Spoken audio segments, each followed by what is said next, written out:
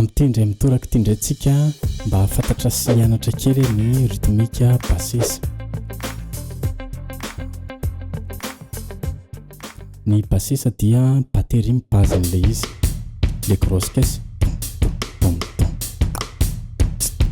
Dina rahantsika mipasse so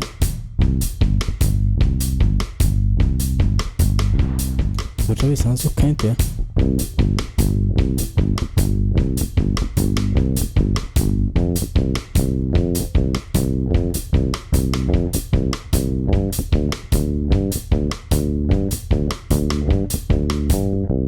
dia iny no ataontsika mibasy iny zavatra iny, ny grosse caisse iny, na izy ataontsika hoe le rythmique an'le grosse caisse manko manome rythme hoe 1 2 3 1 2 3 1 2 3 1 2 3 4 4 4 1 2 3 dia iny tendrentsika ato hoe 1 2 3 1 2 3 1 2 3 1 2 na hoe 1 2 3 1 2 3 frappe ray ny do dia frappe anankiray ny anankiroa ny sol. Dia afaka asiantsika tiatra ingely izy ohatra ny sega ihany.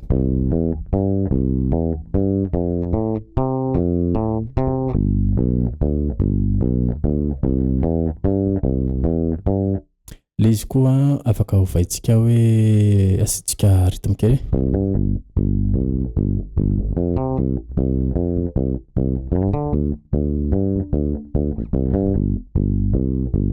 tara tam tam 1 2 3 tara 1 2 1 ohatra e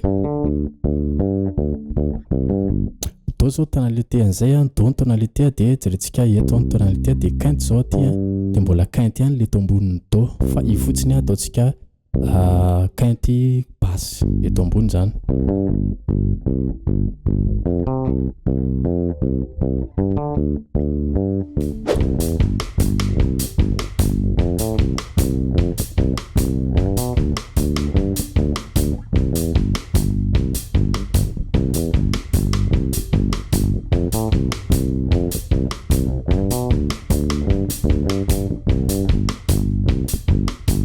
Raha miditra mineur ilay izy zany hoe sixième note aty